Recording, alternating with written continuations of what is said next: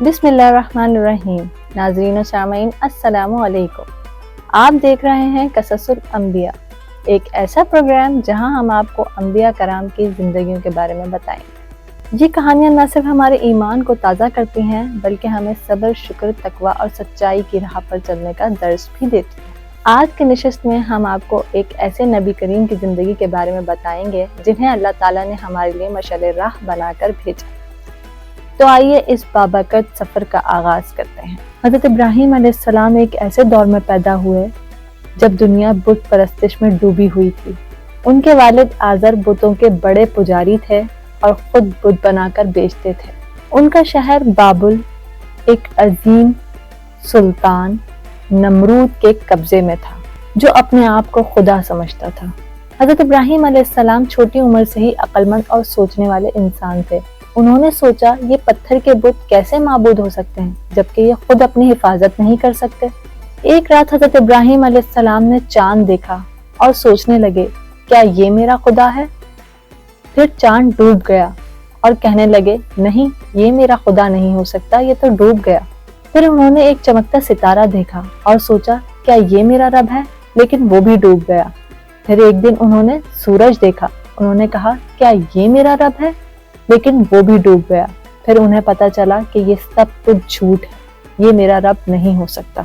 انہوں نے اعلان کیا کہ میں صرف ایک اللہ کی عبادت کروں گا اور وہی میرا رب ہے۔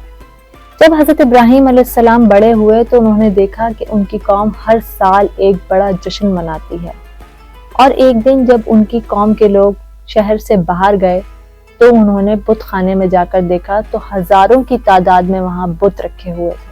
حضرت ابراہیم علیہ السلام نے کلہاڑی اٹھائی اور چھوٹے چھوٹے بتوں کو توڑ دیا اور سب سے بڑا بت چھوڑ دیا اور اس کے گلے میں کلہاڑی لٹکا دی۔ جب ان کی قوم کے لوگ واپس آئے تو گھبرا گئے۔ انہوں نے کہا یہ سب کس نے کیا ہے؟ کسی نے کہا ابراہیم کہا کرتے تھے کہ یہ بت کچھ نہیں کر سکتے، شاید یہ ان کا کام ہے۔ ابراہیم علیہ السلام کو بلا کر پوچھا گیا کہ ابراہیم یہ تم نے کیا ہے؟ تو ابراہیم علیہ السلام مسکرا کر کہنے لگے شاید یہ اس بڑے بت کا کام ہے، تم اس سے کیوں نہیں پوچھتے؟ قوم حیران ہو گئی اور سر جھکا لیا، یہ بت تو بول نہیں سکتے۔ حضرت ابراہیم علیہ السلام نے کہا جب یہ بول نہیں سکتے اور اپنی حفاظت نہیں کر سکتے تو تم ان کی پوجا کیوں کرتے ہو؟ نمرود کو بہت غصہ آیا، اس نے کہا اے ابراہیم تم ہمارے مذہب کو مٹا نہیں سکتے، تمہیں اس کی سزا ملے گی۔ اس نے حکم دیا کہ ایک عظیم آگ لگائی جائے اور وہ اتنی تیز ہو کہ کوئی اس کے قریب بھی نہ جا سکے، اور اس آگ میں حضرت ابراہیم علیہ السلام کو پھینک دیا گیا۔ جب حضرت ابراہیم علیہ السلام کو آگ میں ڈالا گیا تو انہوں نے صرف ایک بات کہی، حسبنا اللہ و نعم الوکیل، مجھے صرف اللہ ہی کافی ہے، وہ بہترین مددگار ہے۔ اللہ نے حکم دیا اے آگ ٹھنڈی ہو جا اور ابراہیم پر سلامتی والی ہو جا۔